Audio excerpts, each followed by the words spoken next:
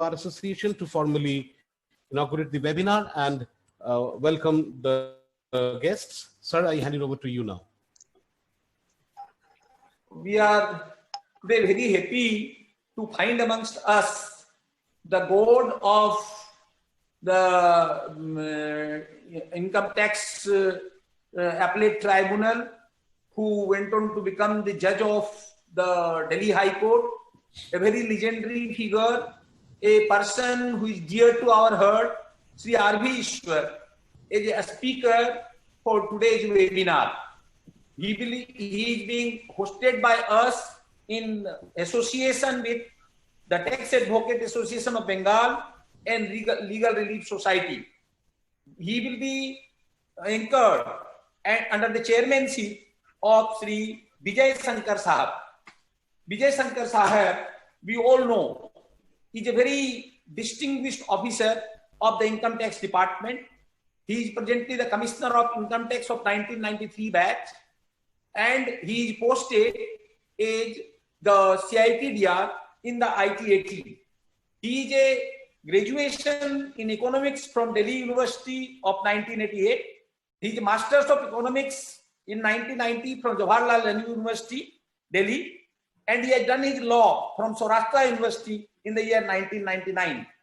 He has started his career as a general insurance executive in the year 1990. He qualified his civil services examination in 1993, and thus he is a IRS officer of 1993 batch. He has been posted in Gujarat, Bombay, Calcutta in the various capacities. And as said, he is presently the CITDR in the ITAT Kolkata. He is such a lucid speaker and such a wonderful knower of law and accountancy that he is flying his flag in the ITAT also. Very recently, he was concerned with the transfer pricing issue in the case of PricewaterhouseCoopers Private Limited, and the recently the delivered judgment of 29th May 2020. He has come out with flying colors, winning the case for the department. He will be the person who will be anchoring in his chairmanship, the Honorable Justice R.V. Ishwar. So therefore, I am handing over the proceeding to him for further conduct of the proceeding for today. Thank you. Over to you, Sri Vijay Shankar Sahab.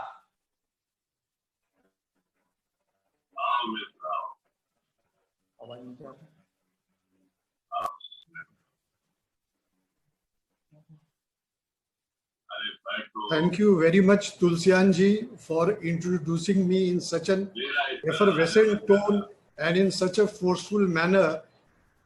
It was really a great pleasure. Thank you very much, Mr. Tulsian. And now I'll start the proceedings for the day. Honorable guest speaker for the evening, Shri R.V. Ishwar ji, retired Justice of the Delhi High Court. Can we have the other microphones on mute, please? I'm getting some interruption. I'll start again. Honorable guest speaker for the evening, Shri R.V. Ishwar ji, retired Justice of the Delhi High Court.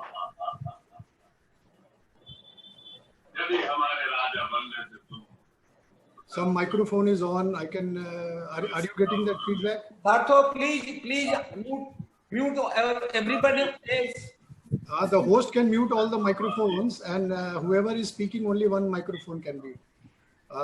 Sorry, I'll start once again.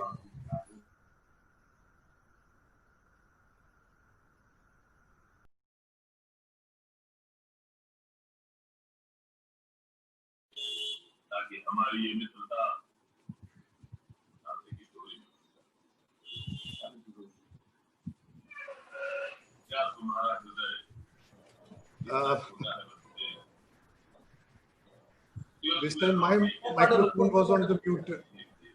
Can we start? All the microphones? Yeah, please start. Yeah. Please start. Thank you very much. Honorable guest speaker for the evening, Shri R.V. Ishwar ji, retired Justice of the Delhi High Court. Esteemed colleagues from the Income Tax Bar Association. Esteemed members of the Tax Advocates Association of Bengal. Esteemed members of Legal Relief Society. Colleagues from various tax practitioners association, bar and various legal societies, ladies and gentlemen. Today, I have been assigned the onerous task of introducing a great legal personality like Shri Ishwar. He is a legal luminary, and to say many refer to him as a legal legend. He is a multifaceted personality, a well-known face in the present-day legal fraternity, and requires no formal introduction. I, however, for those who have not had the opportunity to know him, consider it as my privilege and honor to have been given this opportunity to introduce him to this august audience. Shri R.V. Ishwar was born in Tuticorin in the state of Tamil Nadu in the year 1952.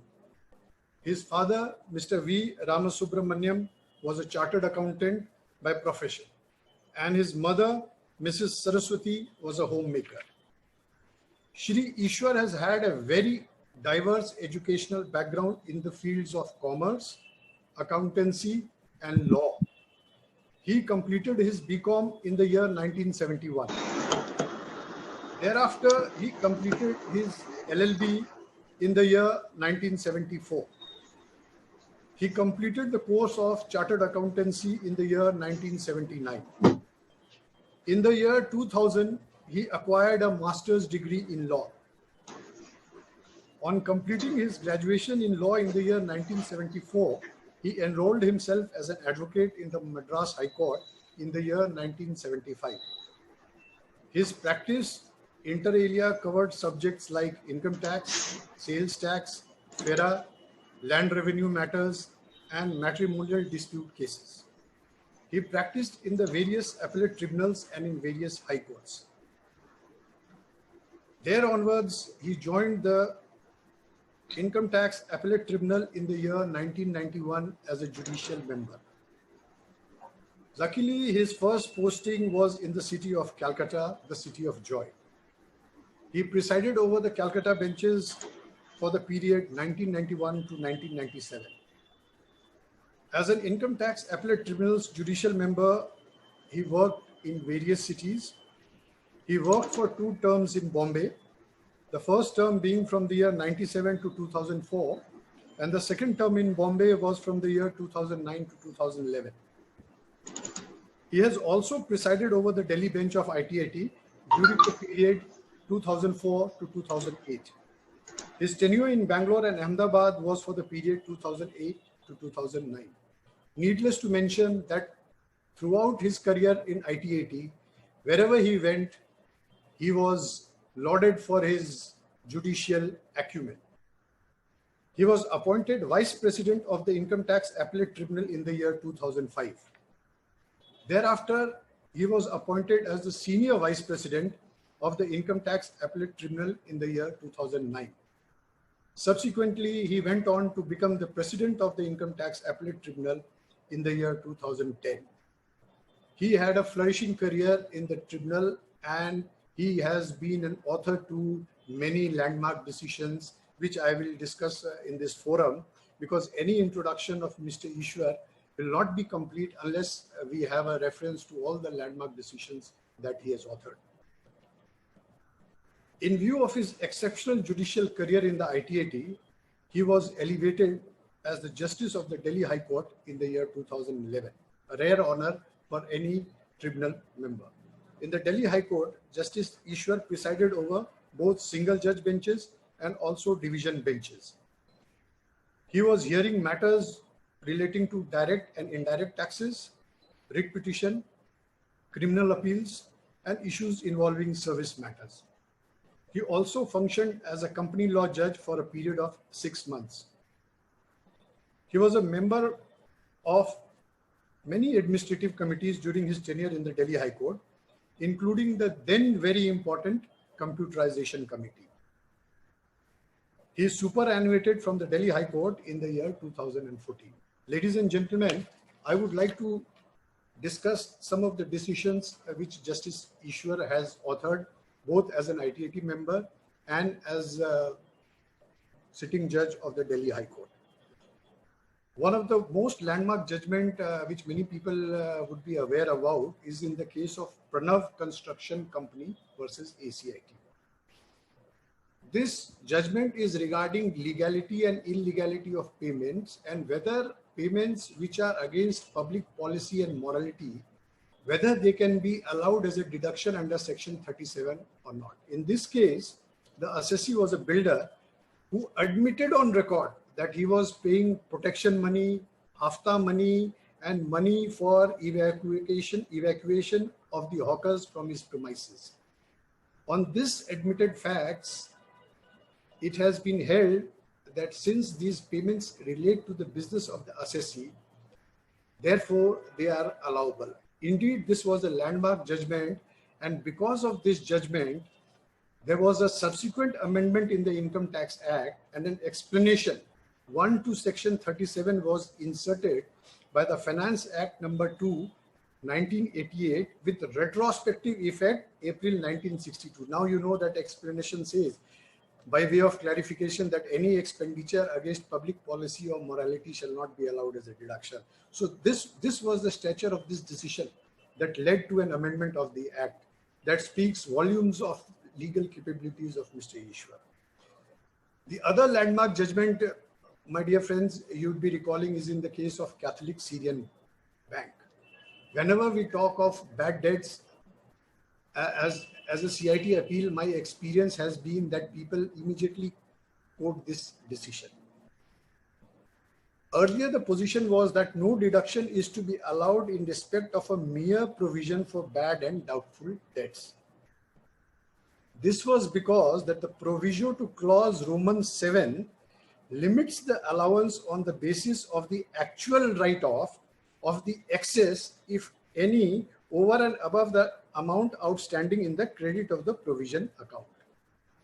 In this decision, Mr. Ishwar relied on the board circular number 258 of 79 and 464 of 1986 and said that the proviso in no way limits the urban advances. It only applies to rural advances. Hence, it was held that if the amount of bad debts actually written off in the accounts of the bank represent only debts arising out of non-rural advances, the allowance thereof is not affected, controlled, or limited in any way by the proviso to clause 7 of section 36. This order has been upheld by the Honorable Supreme Court in the case of Catholic Syrian Bank Limited, reported in 343 ITR 270. Another landmark decision is in the case of Berger Paints, because earlier we used to have a lot of discussion, deliberation, and confusion regarding the treatment of customs and excise duty paid by the assessee in valuation of the closing stock. In this case, it was held that the entire amount of excise duty and customs duty paid by the assessee in a particular accounting year is allowable under section 43B as a deduction in respect of that year, irrespective of the amount of excise duty, customs duty included in the valuation of the assessee's closing stock at the end of the accounting year. This order has again been upheld by the Supreme Court in the case of Berger Paints Limited, reported in 266 ITR 99. Then, with the reference to search assessment, there was earlier confusion regarding as to whether in a block assessment set-off can be granted for earlier years' losses or not. This is with reference to section 158 BB as it existed then. In this case, it was held that there is no prohibition against the losses of some of the previous year comprised in the block period being set off against the income of the other years comprised of the block period. This order, again, the board thought over it and there was a subsequent amendment in that relevant section.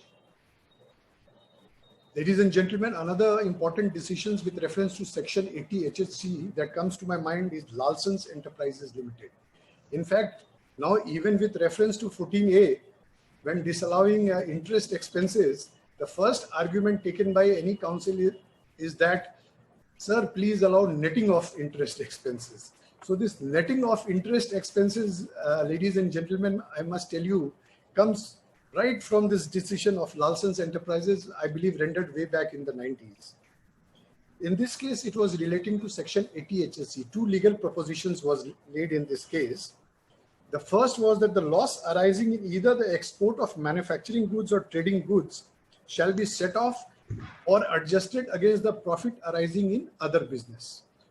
Earlier, the AOs were not allowing that set off. And the second proposition that was laid, for the purpose of applying explanation BAA below subsection 4B of Section 80 HSC, while reducing 90% of the receipt by way of interest from the profits of the business, it is only 90%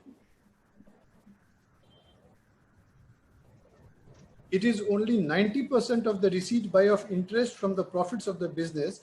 It is only 90% of the net interest remaining after allowing a set off of interest paid, which has to be reduced. So this concept of net interest payment has come from there.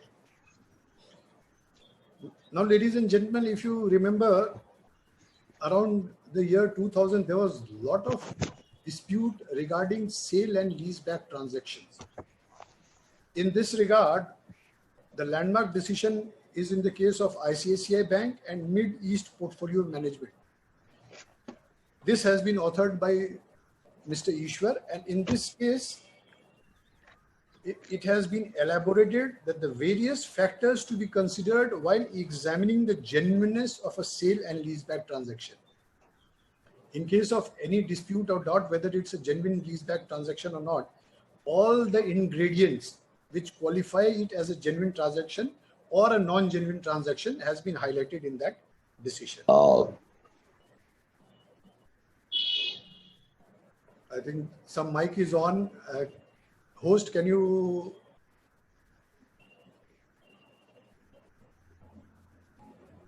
Do I continue?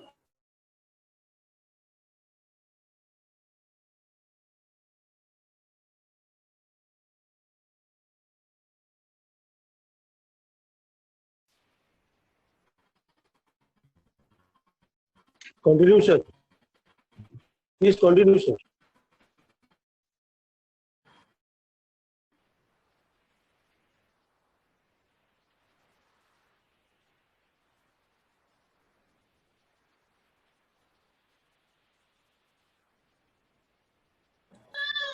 Am I audible, please?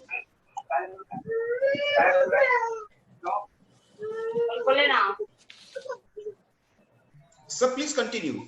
Yeah.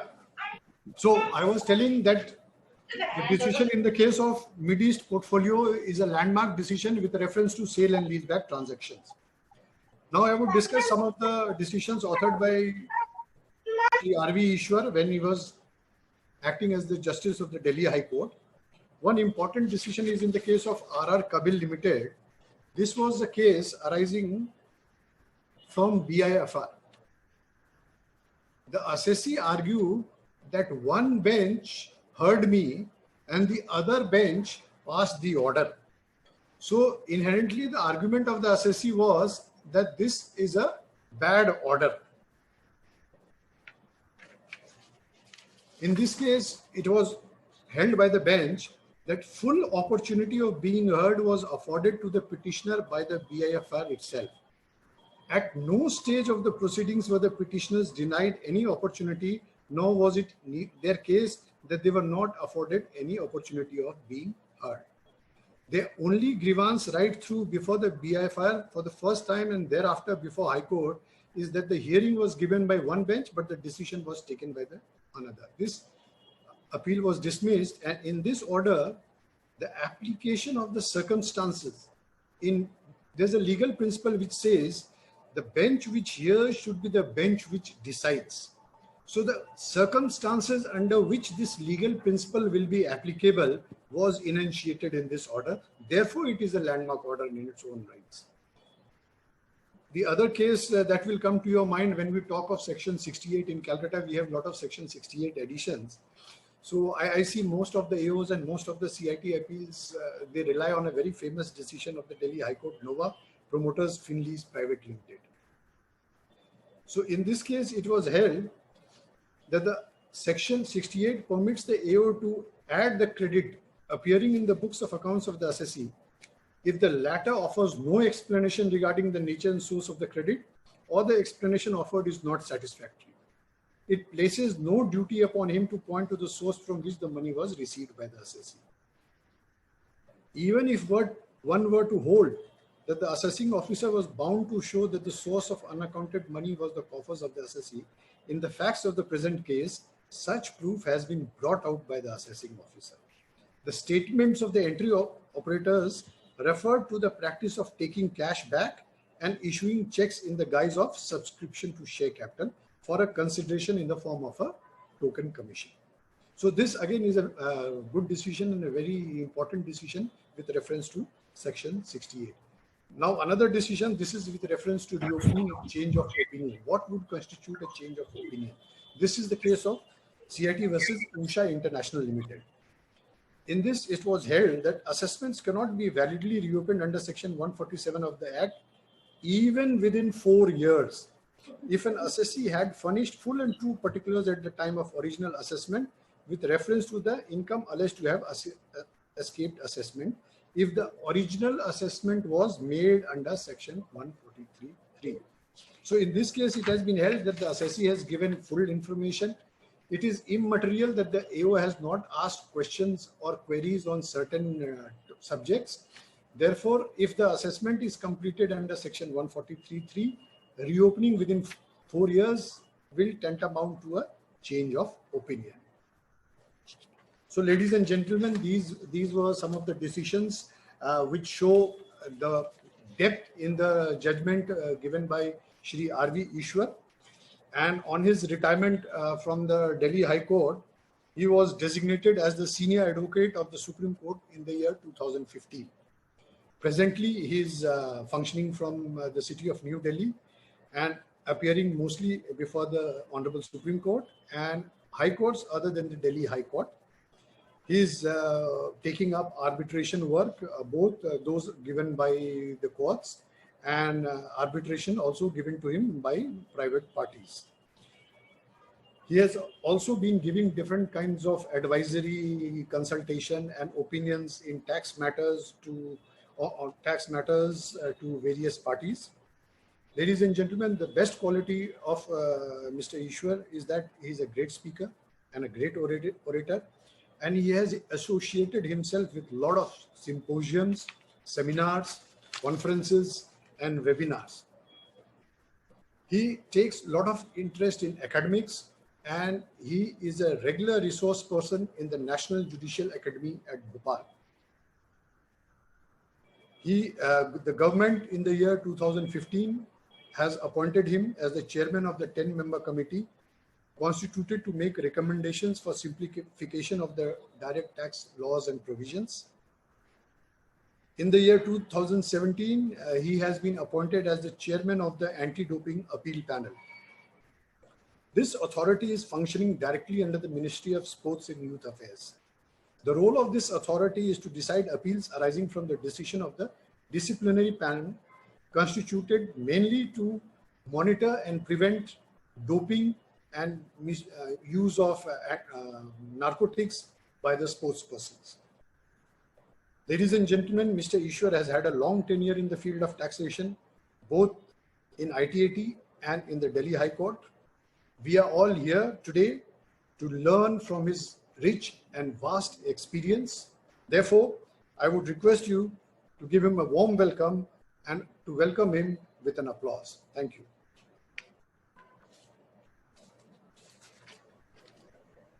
Thank you, Mr. Vijay Shankar, for this wonderful way of presenting before the audience our most honorable guest, retired Justice R.V. Ishwarji. I would now request Honorable Justice, retired Justice R.V. Ishwar, to please address the gathering. The audience is eager to listen to you, sir. If you could unmute yourself.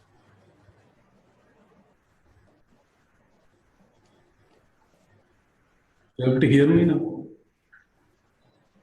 Am I audible? Yes, sir. Thank you very much, Mr. Vijay Shankar, Mr. Tulsian, for bringing me back to Calcutta virtually.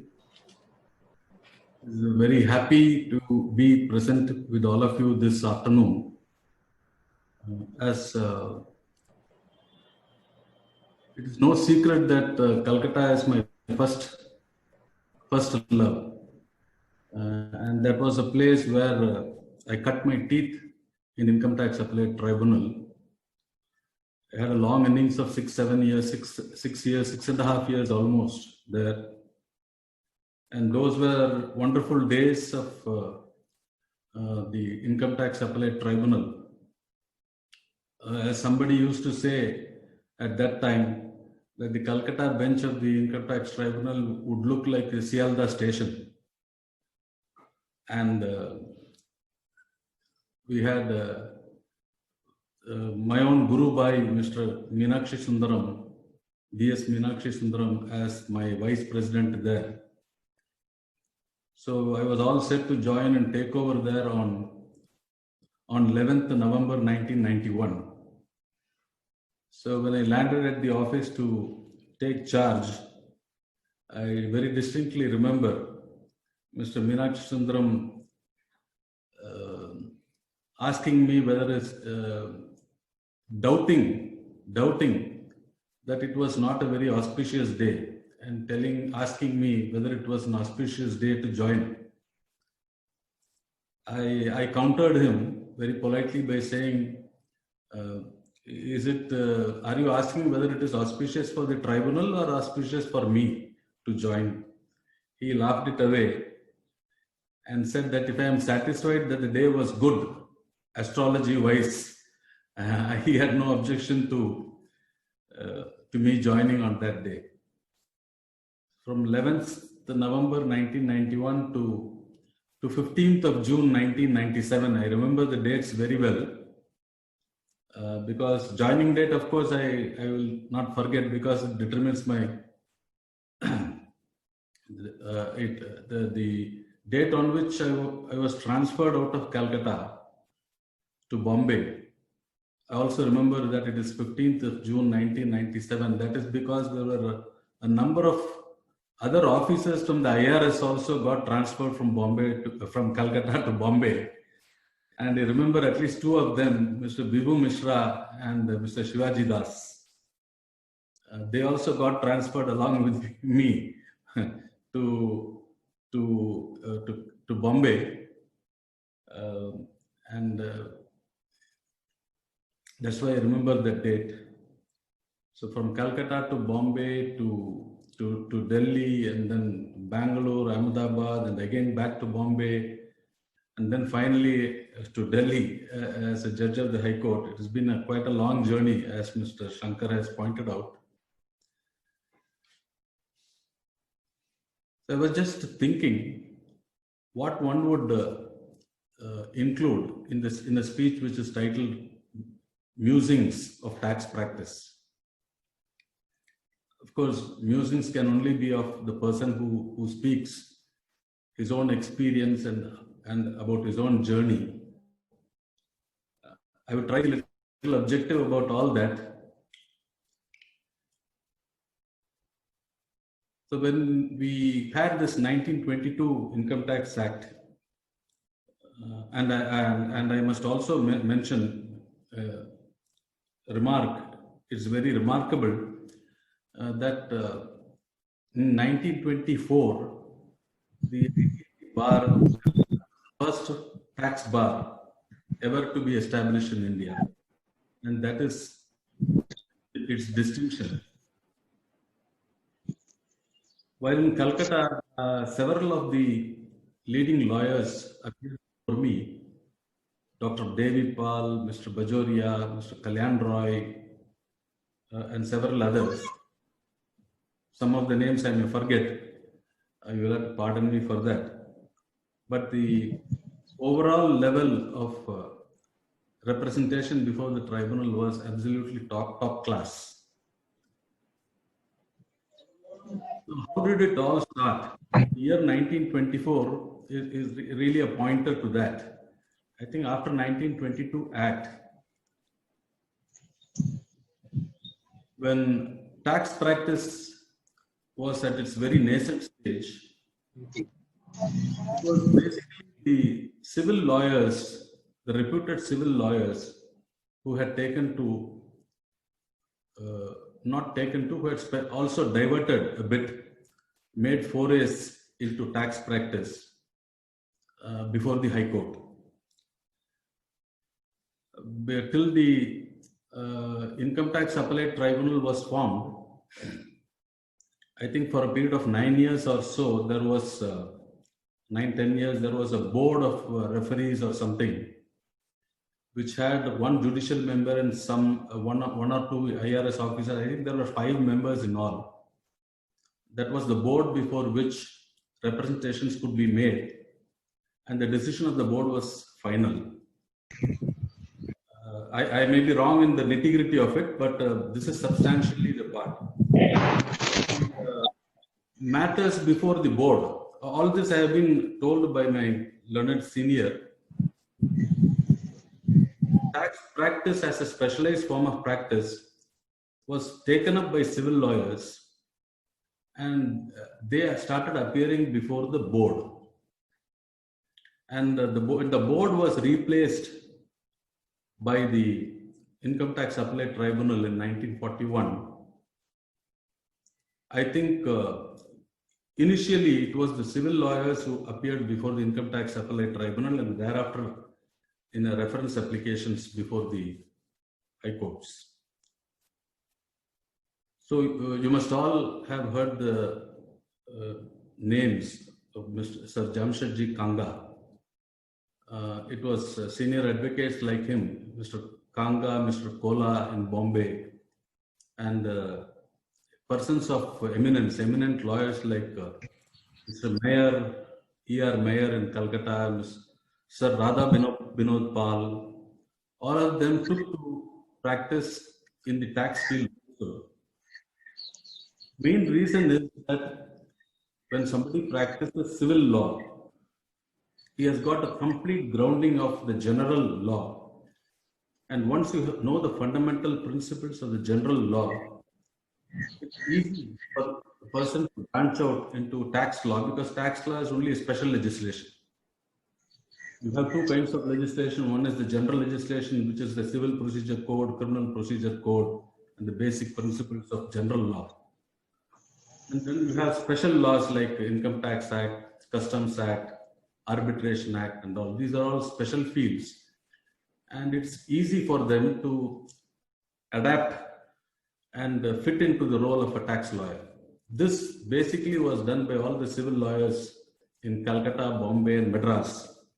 In Madras also, one of the earliest lawyers who branched out in income tax was my senior's father-in-law.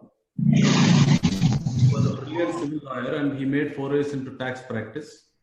And that is how big names like Kanga, Kola, Mr. Palkiwala was much later, and Mr. Mayer and persons like my civil lawyers from Madras, they all started specializing in tax also. So people started attaching great respect to the tax law, and it was always a very important role which they played. As I already told you, that they had the fundamental principles of general law at their fingertips. And so they laid very strong foundations for tax law. And it was complemented by the role played by judges. Just as there were no specialized tax lawyers in those years, in 30s and 40s. And these were the civil lawyers who made a mark there. Even amongst the judges of the High Court, Supreme Court came later in 1950. Before that, it was the Federal Court. And it was the judges also did not have much of knowledge about the tax law because it was coming to them for the first time. But then there were stalwart giants of judges who had huge, strong fundamental principles of civil law with them. The whole reserve was drawn upon by them, and that was how they applied, shaped, and developed the tax law. This is why you always find decisions of the high courts, because Supreme Court came only 1950. Before that, the decisions of the high courts and the decision of the federal court in tax matters were simply outstanding those days. Federal court, it was, Chaturam Holiram's case, that the fundamental principle of what is the charging section, what is a machinery section, what is a penal provision, what are the rules of interpretation of a charging section, machinery section, and all that. Everything was fundamentally laid down by who were dealing with tax matters for the first time, and that is simply because they were masters of the general law. Once you are master of the general law, it is very easy for you to pick up the basic principles of legislation. And then interpretation and all that comes to them as a natural consequence. So that is a great advantage which India has had, just like in England. And you find judges, I was always fascinated by some of the judgments of the Calcutta High Court as to how the grasp of the principles and the way in which they deliver in simple terms the fundamental rules of taxation. And then even in criticism, how generous they were. Justice Panibhushan Chakrabarti, the Chief Justice of Calcutta High Court, is one such judge whom I have always respected and placed him very high. And even he frequently criticized the Income Tax Appellate Tribunal. If you look up the old tax law report, ITRs, 25 ITR, 27, 28, and those volumes, you will find that he frequently criticized the tribunal, but there was dignity in criticism. Now, when you come to the Bombay High Court, of course, you had Justice Chagla and Tendolkar, and there were other judges also, great judges also, and how simply they could put forth their propositions as if teaching to a child. So that can come. It is very difficult to make things simple, to keep things simple. It's not simple to keep things simple, but Justice Chagla and judges at that level, they were masters of the fundamental principles of general law, which they applied to income tax law within the framework of the income tax law, and that is how they understood it well. Therefore, they could put it very easily to the public. After all, today, with respect, we do not find that kind of judgments being written by a High Court or the Supreme Court. This I am saying with great respect. And litigants also do not have the patience to read through the judgment. All they want is to see the last line, whether it is allowed or dismissed. That's all they want. And then judgments have now become very prolix, which is what I find. Brevity of expression and clarity of expression, lucidity of the style, these were the hallmarks of the judgments of the high courts those days. Now, after the federal court was replaced in 1950 by the Supreme Court,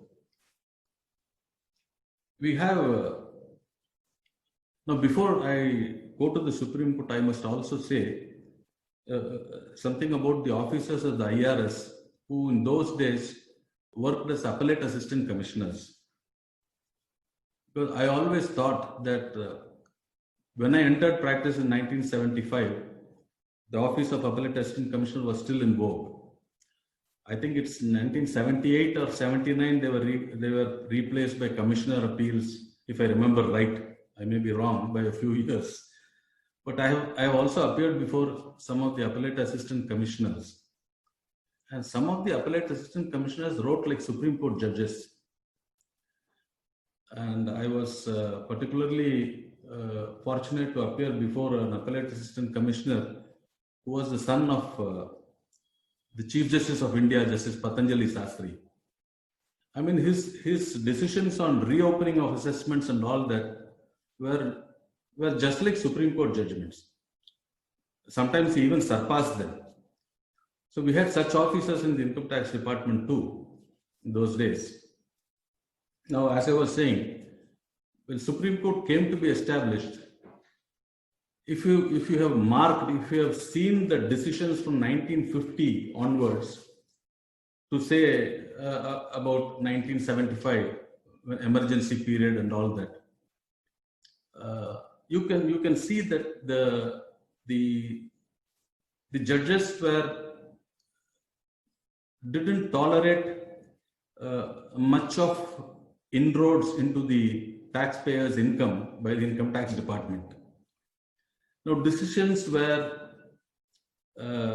based on the principle that it is for the assessee to carry on his business the manner in which he likes, and you cannot question the need for an expenditure incurred. More than 50% of the dispute those days in that period before the Supreme Court was with regard to allowance of expenditure, whether it is capital or revenue. Like East India Investments, Lakshmi Silk Mills, Lakshmi G Silk Mills, then Goten Lime Syndicate, several other names. I mean, nowadays I forget some of the important judgments, but these are the names which come to my mind. Assam Bengal Cement Company, they wrote pages, several pages to re-establish the fundamental principles, and they were mostly colored by the English judgments. Though every now and then you will find paragraphs to say that English judgments are not to be applied blindly because conditions in England are different, conditions in India are different. Nevertheless, you could feel that they were influenced by the English judgments quite a lot. And mostly it was, expenditure was mostly allowed as revenue expenditure, unless it was a blatant case of capital expenditure. Another trend which you might notice in that period is that the Supreme Court or even the High Courts in that period, let's say 25 years starting from 1950, they were very reluctant to disturb the finality of the findings of the Income Tax Appellate Tribunal. Now, I have thought about it, and probably there are a couple of reasons for that. One of the reasons is the quality of the findings of the tribunal those days. I don't mean any disrespect to the tribunal or any other institution at all. What I'm trying to impress upon is if you have had the opportunity of seeing the orders of the tribunal those days, I have had opportunities of seeing them. They were very brief, and they were mostly factual. And the findings, there is something like entering a finding. This is a pet expression of many civil lawyers, even judges, some of them. They used to frequently ask, what is the finding entered by the tribunal? So a finding entered by the tribunal is actually a recording of a finding of fact. Now, according to them, and this was also influenced by a lot of English decisions. Particularly, there was a decision called Edwards versus Barstow, House of Lords. It's a very popular decision where they said that fundamentally the tribunal, the commissioners in England, which is somewhat equivalent to the tribunal, not exactly, but some trappings of the tribunal. If the commissioners recorded a finding and there was some evidence to support that finding, then that's an end of it. So this is how the Supreme Court tended to view at that time. Firstly, because they had full faith in the tribunal. And secondly, they thought in a tax matter, it should not be allowed to linger like this. And findings of fact on a reference should not be normally disturbed. I don't know how many of you have heard of this judgment. There is a judgment of the Supreme Court authored by Justice Hidayatullah. It's called Gauri Prasad Bagaria. In Gauri Prasad Bagaria's case, I think it is 42 ITR or some such volume. In the tribunal, some businessman came out with a fantastic story that he got 7 lakhs of cash with him.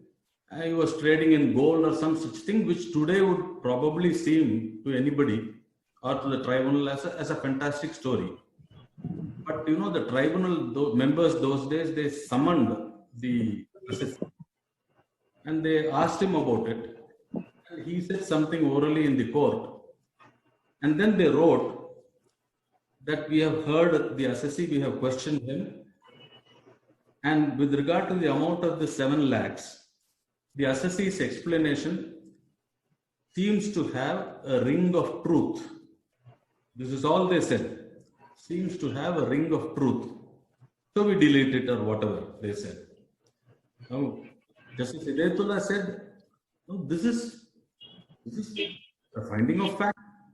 When the tribunal has called for the assessee, asked him, and he has made a statement, and the statement is believed, it is good evidence on which a finding of fact can be based.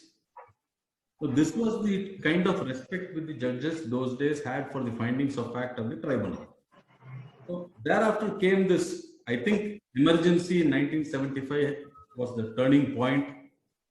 I mean, it prima facie appears to me so. One has to probably look into it much more deeper. But I probably feel that from 1975 onwards, some kind of a change in the approach of the Supreme Court for the next 20 years. The Supreme Court wasn't probably prepared to give that kind of sanctity to the tribunal, nor was the court prepared to wink at or close their eyes to some tax planning and tax mitigation. If you find, in contrast, in the period before that, in 1950 to 75, courts were very much inclined to approve of tax mitigation, tax planning proposals adopted by the assessee. You will find Raman and Company, that 67 ITR, and Justice Shah wrote pages to uphold the fundamental right of the assessee to arrange his affairs in such a manner that he paid only the minimum tax. And if he did so, it cannot be questioned on the ground of tax avoidance. So this was one side of it. Now, after 75, after emergency came and all that, I think there was something which happened and to the mindset, and judges were not so tolerant, and they became a little, harsh. I won't say they became pro-revenue. It will be very wrong on my part to say that, but they took a hard attitude, a disapproving attitude to tax planning, tax mitigating measures, tax avoidance measures, and all that. Not very hard, but they were not so tolerant also. Then came, McDowell, that was in late 80s. And then that completely sealed. Supreme Court actually went the other side. So when Supreme Court goes to the other side, then the High Courts also started to follow, though some of them still prefer to adopt the conservative view that the taxpayer has the right to arrange his affairs in such a manner that he paid the least tax. For example, Madras High Court did it in the case of M.V. Valliyappan. Justice Chandurkar wrote a beautiful judgment, even after McDowell, And Gujarat High Court, a very bold bench in Banyan and Berry, wrote pages about how tax planning is still okay, how tax mitigation is still okay, and one can avoid tax but not evade and all that. Some of the High Court still took the view, but they said that this is all depending on the facts of each case. But then one was not very confident that the Supreme Court would approve of all these things. Now, thereafter, again, after 2010 or so, around late 2008, 2009, till that period, it continued. A little before that, 4 or 5 years before that, I think 2004 was the turning point again, when Justice Sri Krishna and Justice Rumapal, they decided Azadi Bachao. And they said that, no, McDowell is not, they explained, because McDowell was a constitution bench, and the subsequent bench which decided Azadi Bachao could not have, there was no question of overruling or anything. So they took the way of explaining the judgment. And they explained it in very lucid terms, saying that even after McDowell, an assessee still had the right to arrange his affairs in such a manner that he paid the least tax. Now that continued till we had sometime in 2012 or 13, I'm not very sure, it was probably 11. The Vodafone case came, where complicated structure was put in place, and there was sale of shares, and monies got transferred and all that, and capital gains tax was levied. And then there the court again, three-judge bench, again got an opportunity to look at tax avoidance, tax mitigation, tax planning, tax evasion, and all that another time. So very significantly, they said that a taxpayer is under no duty to replenish the treasury and all that. So this, in the present position, I think after 2011 or 12, when Vodafone came, I think we are still under that umbrella, even today, that one can always say that this is not evasion, this is only avoidance or mitigation or proper tax planning. And you can put your structure in such a way without offending any law, so that you pay the minimum taxes. This perhaps is the view which is now extant. Then the legislature reacts. Normally, one cannot expect the finance ministry to keep quiet with folded hands when there is tax leakage according to in their perception. And I think it is the right of the government to come up with the amendments to plug the leakage of revenue. You cannot expect the government to keep quiet when crores and crores of rupees are they are not able to collect because some assessee says it's tax planning. Now there are two views on this. There are several senior lawyers, senior tax lawyers. They come down very harshly on the IRS and the finance ministry, and say that Income Tax Act has been amended so many times. Every time you amend it, there are 3,000 amendments in 25 years, this, that. And one great jurist called the Income Tax Act a national disgrace. I don't at all agree with that. This I have been saying in several forums. If business models get complex, and if businessmen all over the world have the right to put in place structures and multi-layering and locating structures in different countries so that they pay minimum tax. Now, it is the right of every government to be proactive and enter the scene and try to distinguish between tax avoidance and tax evasion. And then if they think it is tax evasion, they can take countermeasures. And then if the model put into effect by the companies and the MNCs is complex, then the countermeasures which are introduced in the Income Tax Act, can they be simple? They have to be complex.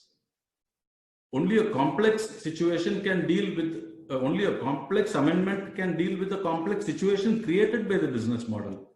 I mean, how can you expect that the businessman can put in place a complex model to evade tax, but the legislature has to be very simple and they make amendments in a very simple manner? It's too naive to think in that way. That's my personal opinion. That may be another view. But I somehow feel it's a race. In tax practice, I have seen it is always a race. And the taxpayer, because of his huge professional assistance and quality assistance and all that, and several other factors, he has an edge. He is always a little ahead. But then the legislature has to catch up. And I think we must concede that right to the legislature. The legislature catches up, and then the assessee thinks of something else. So it's a race. And as they say, everything is fair in love and war, and also in income tax. That's what I look at. That's how I look at it. So this is the trend now, which is now extent. We had an extreme view where whatever the assessee did was upheld. Then there was a kind of a slight shift from 75 onwards. Then it went to the other extreme in the late 80s, that everything the assessee did was looked upon with suspicion. But now some balance has been restored. And now we have the legislative reaction by means of Chapter 10A, GAR, this General Anti-Avoidance Rule, which has come. This is what I said. It is now probably the government thought, why should we take the risk of leaving everything to the judiciary? Why should we leave it to JAR, as they say, Judicial Anti-Avoidance Rule? Judgments may go this way or that way. We don't want to take the risk. We'll introduce a chapter in the Act. But then I must say, I've gone through the chapter a few times. It is a model of legislative drafting, especially section 96, 97. They have been drafted very well. That's my opinion. There could be two views on that. But then there is some fairness in that provision also, in the sense that there is an approving panel, which is probably yet to be constituted, which is headed by a High Court judge, and there are 2 other officers. Now there are several filters. It is not as if the assessing officer can straight away characterize a transaction as a impermissible avoidance arrangement. He has to gather material and refer it to the commissioner or the chief commissioner, whoever it is. Probably he has to take a decision, and then ultimately it is only the approving panel which should approve. Till then, assessee has different opportunities, effective opportunities. So I think the legislature in introducing GAR has been basically fair. One cannot complain. And as I already said, that it's a race. Then let us see how it turns out. Now, in all this, when somebody speaks of tax practice, the musings in tax practice, one cannot ignore the Income Tax Appellate Tribunal and the role played by it. Now, today it's a huge institution. Some kind of shaping of the law. This is what I always thought. Some kind of shaping of the law does take place at the tribunal level, and it is the tribunal's order. When it goes before the High Court must feel, the order must be so drafted that the High Court actually receives good assistance, objective assistance, as I would call it. One can, of course, the tribunal has to decide the matter this way or that way.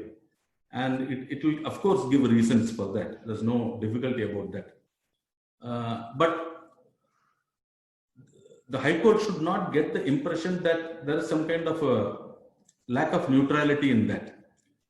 And in this sense, today the tribunal is, let me put it, the importance of the tribunal today is because of the profile of litigation before it. There has been a complete transformation of the profile of litigation. Now, even at the time when I was there, when I joined, it was all mostly cash credits, disallowance of expenditure of on the ground it is capital, some weighted deduction, these kind of things. Section 35B. Then Chapter 6A was a big source of litigation. What is gross income? What is net income? Deduction should be on gross or net. How the income from the unit has to be calculated. All those things.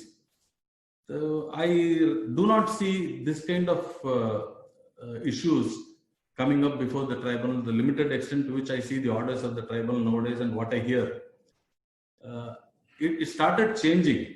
Even when I was there in the tribunal, it started changing, and there were a lot of issues where income tax officers were not bothered about small things like capital expenditure, revenue expenditure. They went into more fundamental issues as to what is the economic value of a transaction, whether it has been done at arm's length.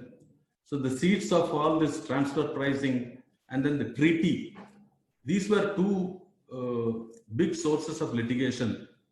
Even when I left the tribunal, one was the interpretation of treaties, double taxation treaties.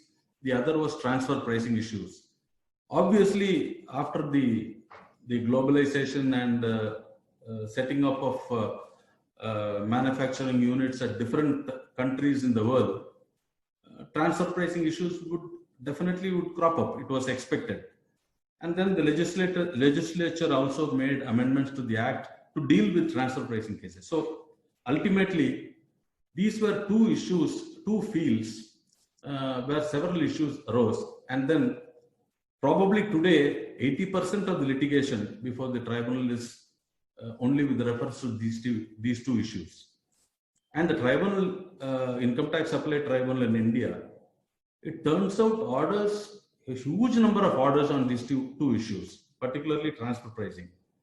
And I understand that some of their orders are so well written that they are also being cited before foreign judicial forums like Canada and Italy and France and all those places.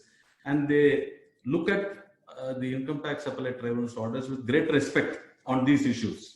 So that's a very good augur. The profile has completely changed now. Now, compared to this, and here again, I don't mean any disrespect to any of the courts, but when it goes to the level of the High Court, I think there is some disconnect. There is tribunal every day. It gets cases on transfer pricing and treaty issues. Whereas in when the matter goes to the High Court, there is always a time lag, and then there is such huge voluminous records which are dealt with in the tribunal's order.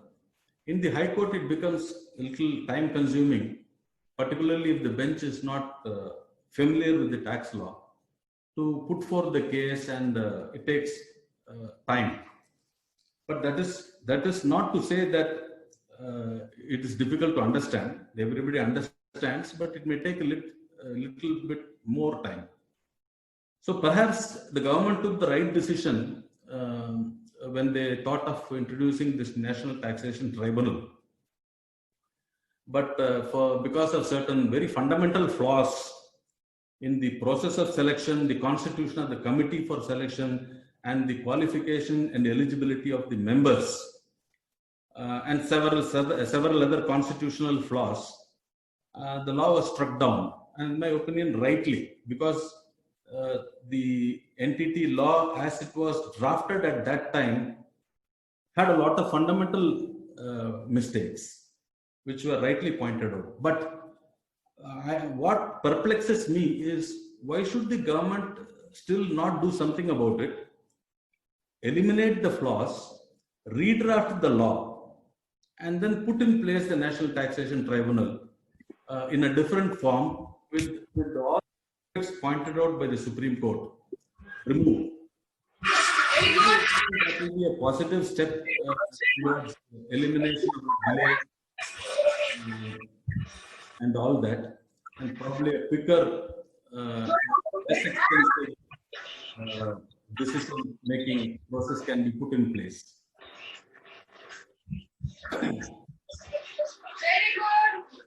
Now, after all this, we've spoken so much about the tribunal, the High Court, Supreme Court, and the tax practice as it was then. And today it is a specialized field.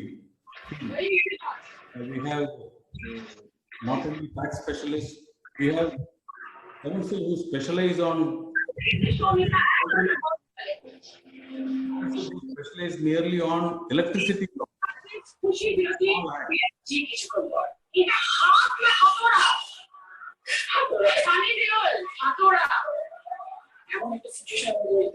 There's a lot of disturbance. Somebody has to. Mr. Kollan, mute please.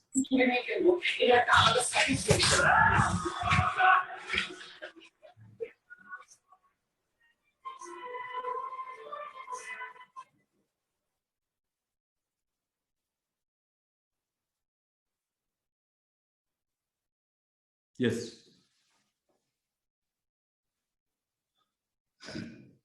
We have specialization everywhere, even in the medical field. Similarly, the legal field also. As I said, there are counsel who specialize purely on countervailing duty, electricity law, cyber law, purely on arbitration. For example, I had somebody, I'm doing some arbitration matters. I had some counsel coming from Bombay, and he was fairly senior. He had put in about 25 years, 28 years. But he told me that he appears only in arbitration matters and he doesn't appear in any other matter. He doesn't even go to the court in arbitration matters. All he does is to appear before arbitrators only. I mean, it is that kind of specialization which has come into place. And tax lawyer is now tax law is a highly specialized field. And you all are all in the field for several years now. And you know how it is. We have to think about a few things when we appear before the tax authorities, including the Income Tax Appellate Tribunal. How do we conduct ourselves and how do we represent our cases is very important. And just because the lawyer specializes in tax law, he is not in any different position than his counterpart who practices other branches of law. The same ethics, same rules apply to him. And the question is of credibility. When he appears before the Income Tax Tribunal or the High Court or even the Supreme Court, whatever he says must be absolutely correct and verified by him personally, so that the bench has complete confidence in him. As they say, you may lose the case, but you should not lose the bench. This is what the test, ultimate test is. Lunch के पहले चले जाएंगे, फिर शाम में तुम आ जाना, ये वो पापा जी ने सब्जी तो मैंने पापा मैं बाहर आई, उसके बाद मम्मी किचन में थी, तब वो गई कमरे पे, वो बहुत चिल्लाई पापा मुझे exactly. Please, whoever has unmuted apart from the speaker. Pankaj Agarwal, CA Pankaj Agarwal, please mute. Please mute yourself. Pankaj Agarwal, please mute. पता नहीं क्या किया, बट बहुत. Mr. Pankaj Agarwal. didn't want to leave the job, तो मैं अपना सामान वामान पैक करके फिर मैं ऊपर गई थी कमरे में. नहीं जब 10:30 11 बजे. अब आज सुबह उठे, अब मैं तो इसी माइंड में थी कि सेम प्लान है, क्योंकि मुझे तो दूसरा प्लान नहीं कम्युनिकेट किया गया.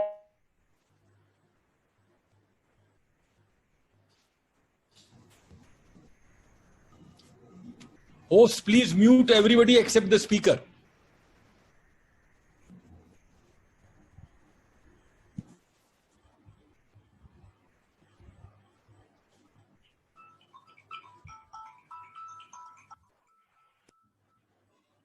Am I audible?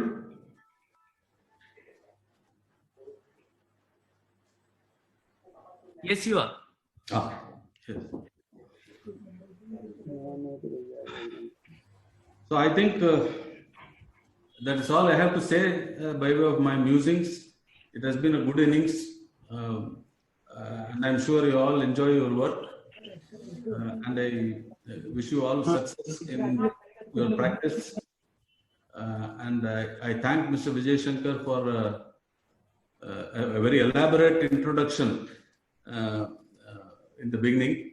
And I thank you all for having given me this opportunity to share with you a few thoughts of mine. I know it is the time constraint, and it's such a, I haven't even shared my experiences, which I thought I should for about 15-20 minutes, but now it is high time.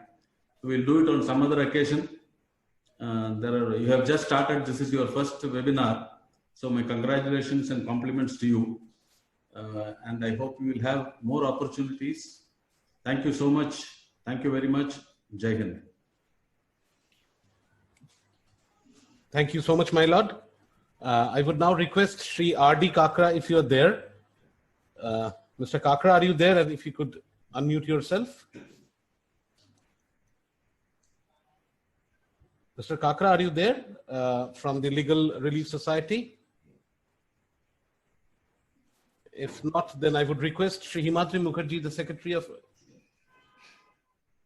Shri Himadri Mukherjee, to please sum up and give the formal vote of thanks. We had faced some technical glitches, being the first of its kind and the endeavor from our side, but we definitely promise to bring before you some substantial webinars in near future, and accommodating more people and having this less of this technical glitches. Himadri, over to you. Thank you.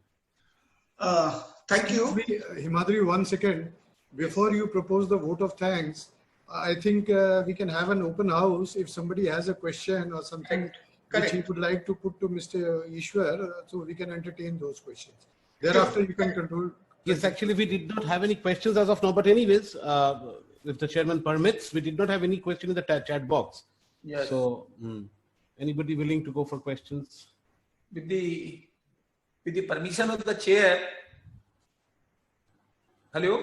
Yeah, please continue, Mr. Tulsian. Yeah, no problem. With the permission of the chair, I must thank both the chairman and the guest speaker for lucid statements made with a wonderful exposition of subject and the issues involved.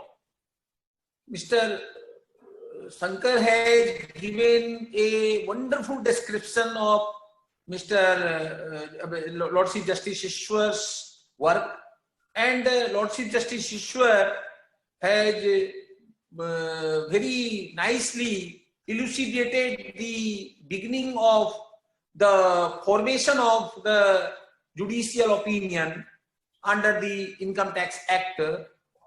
Lordship, you being there, I would like to seek your indulgence to let us know as to what do you find in the present day practice which basically misses with the formation of this wonderful base the Income Tax Act got in the beginning of the era when the civil lawyers used to practice in the tax field. Now it's okay.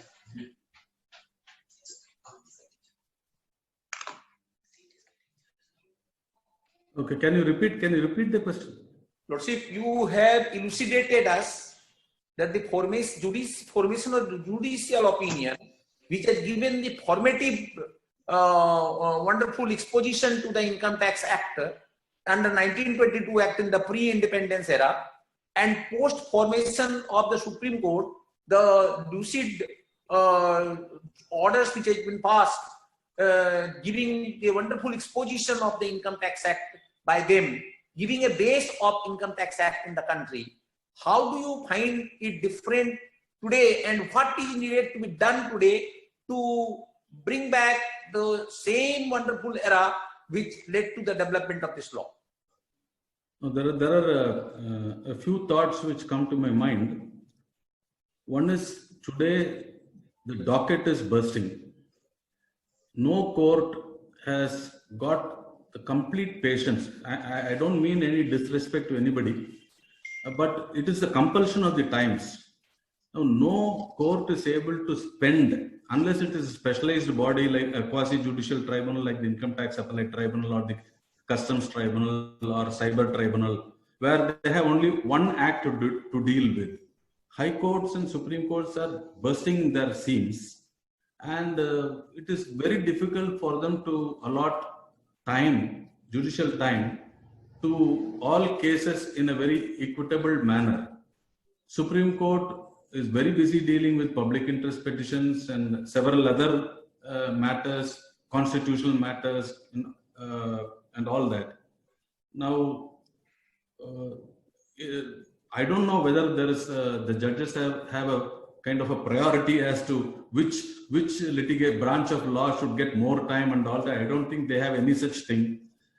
But in the courts, the time allotted and the attention paid to tax matters probably is much less because of bludgeoning litigation. In the 50s, when Supreme Court started, and that period when people had less number of cases, the courts had less number of cases, and tax litigation was just developing. At that time, the judges could afford to be a little more patient, spend more time, but that they are not able to do so because of several compulsions. And perhaps that is one of the reasons why tax litigation particularly is perhaps doesn't get the kind of time and attention which it deserves to get.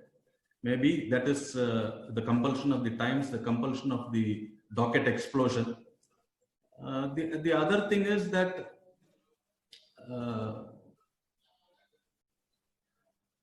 tax lawyers now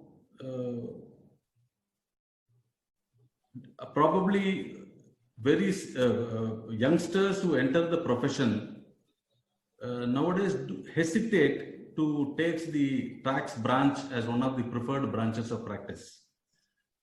They think that income tax law is very technical. I really do not know what is meant by technical, but I always find that expression very confusing. Why do you say it is technical?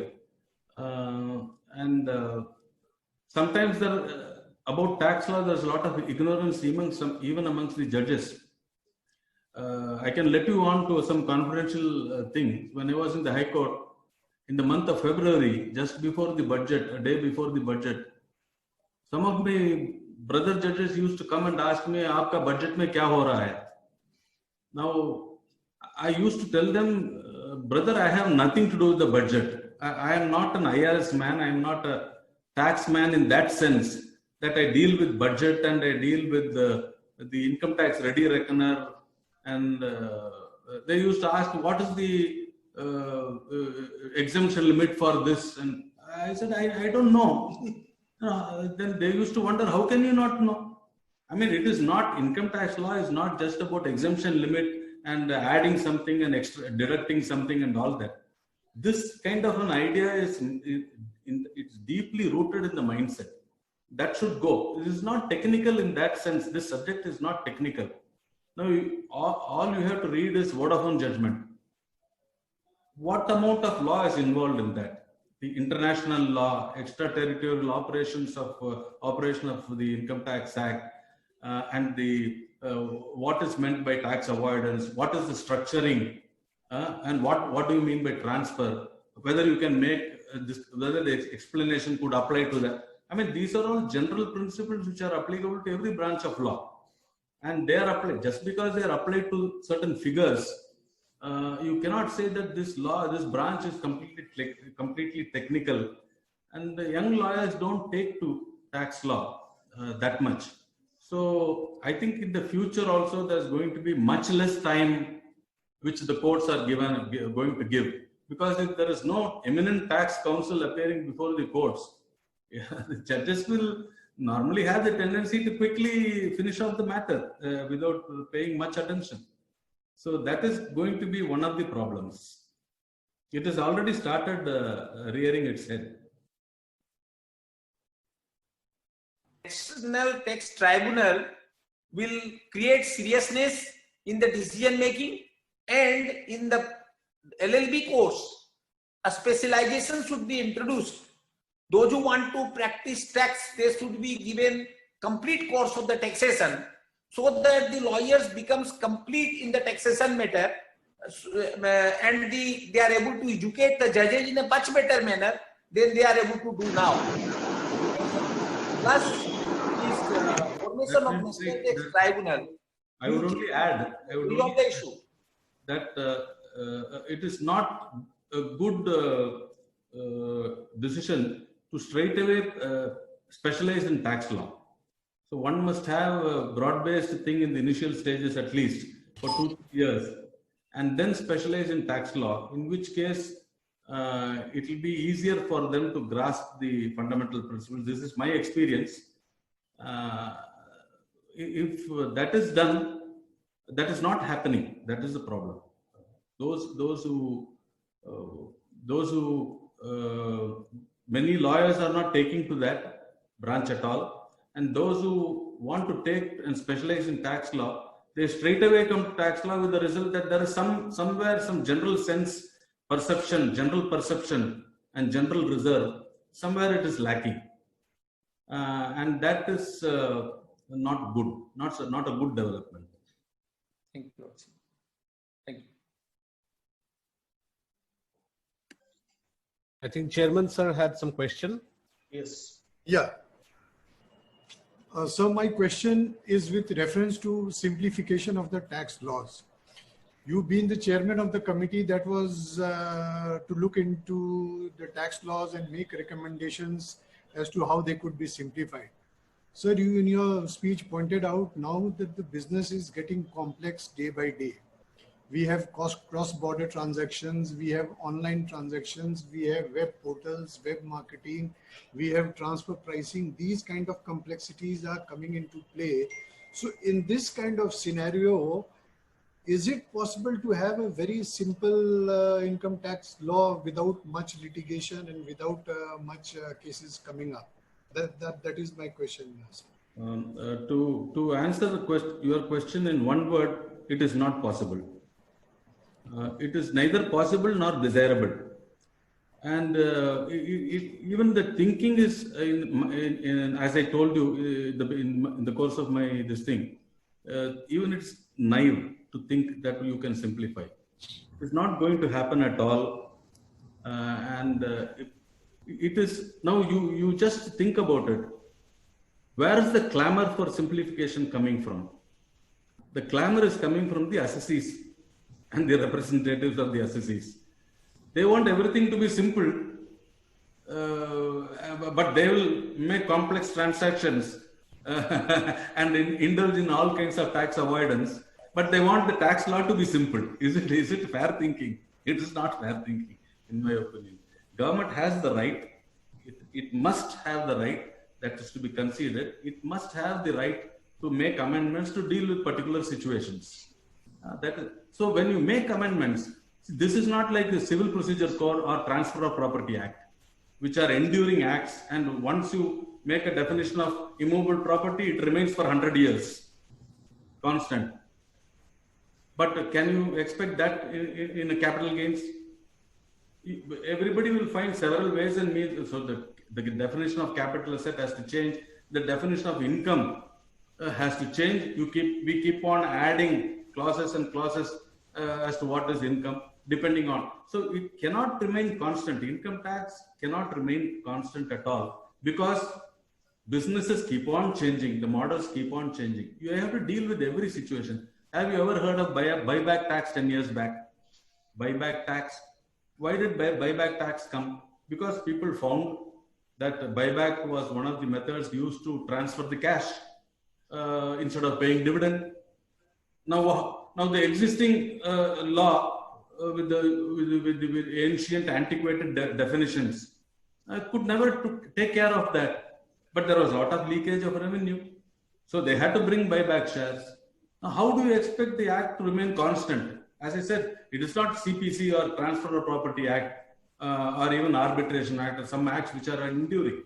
This, by very nature, by default, any income tax act will receive amendments every year, depending on the business models. So it is very naive. The government should not waste time and effort. With respect, I am saying, I don't know whether I am competent or qualified to say that it is naive to think or waste of effort to appoint committees and all that to have simplification of law, including my own committee. My own committee had 10 members. Even that was not a simple committee. It had 10 members. So you have 10 views or 12 views. Now, is it going to add to simplification or it is going to add to complexifying the law? So it is not possible. Let us close that chapter forever to think of simplification. The act, there's nothing wrong with the act. Income Tax Act 1961, there's nothing wrong with the act. It's a masterpiece of legislation. The amendments will have to take place to deal with situations. What everybody, somebody, I think it's some Will Rogers or somebody who said, all tax reforms are welcome, provided the tax rates are fair. This is what everybody wants. Tax reforms, fair taxes. That's all everybody wants. And you deal with big people in a big way, deal with small people in a simple way. That's it. I mean, simplification of the law is a distant dream. It is never going to be a reality. And we should stop making efforts towards that end. And this piece of legislation is quite good. There's no need for any other legislation. There have to be amendments because by default, any tax legislation cannot remain constant for law. Thank you, sir. Thank you, sir. Sir, with the permission of the chair, I am an advocate from Jabalpur and have put in 50 years of practice. Sir, I want to ask you a question in the present situation of digitalization. How do you foresee the future of tax litigation? Because of this digitalization, I find that the tax litigation are getting minimized now. As computer will not accept any planning. You see, there are fixed entries which you can make in the computer. So therefore, automatically the litigation will go down. Now, except by writ. Except by writ. That is, I respect your view. I respect your standing and stature. I have some reservations against this, about this computerization. Now, an assessment is not the work for a computer. It is a work for the human brain. Now, you can always, in the guise of computerization, I say this with respect, no offense meant, in the guise of computerization, you make a chart and you say only this thing can be done and nothing else can be done. So if you want to claim an exemption and if you want to explain why you are claiming this exemption, under which provision and why your interpretation of the section and the provision is like this, which is the basis for claiming the exemption, you are not allowed to do so. But then they will impose penalty for that. And when you try to explain, they will say you have never said this. So this is not right. So computerization only for the procedural aspect is absolutely fine. But it should never impinge on the fundamental principles of taxation. A computer cannot decide what is taxable and what is not taxable. That will be absolutely wrong. If the government is trying to go that way, it is very, very bad. It is not the right way. It is unfair. They shouldn't do it. Thank you, sir. Because it is not the question of curtailing litigation. It is a question of smothering the assessee. Yes. He will have no voice. You are gagging him. That's the problem we are facing now. But sir, But that is the problem which you are facing. Why should you suffer? I mean, all of you are associations. You should take the matter to court. Right, sir. Because you see, Aadhaar, and all that. How much of litigation has come to the Supreme Court and how heavily they have come down on certain aspects of these matters. So similarly, there is hope. You should all take it up to the Supreme Court and say how litigation is not smothered. Assessees are smothered. Thank you. Your Lordship, sir. Hello. Hello. Yes, Mr. Mondal, you're audible. Yeah. Telling, I'm asking that today the legislation is already bringing the faceless assessment today. So, sir, do you think, sir, is it legitimate for the tax practitioner? As you are saying that faceless thing, human mind is only legitimate thing for taking giving justice to the people, not the brains of the computer. But the legislative is now bringing faceless assessment nowadays. Previously, it brought faceless assessment to direct tax, and now it is bringing to indirect tax also. No, so do you think? As I told you earlier, in response to the earlier question, computerization or digitization, whatever name it is, in procedural matters is okay. To cut short time and all that is fine. But not in the substantial matters and not in making an assessment. You cannot replace the human brain. This is autocracy. Yeah, correct, sir. Thank you, Lordship. Thank you. Thank you. Thank you, Mr. Mondal. Any further questions? I think. Any more questions? Himadrita, you would like to ask any question? No.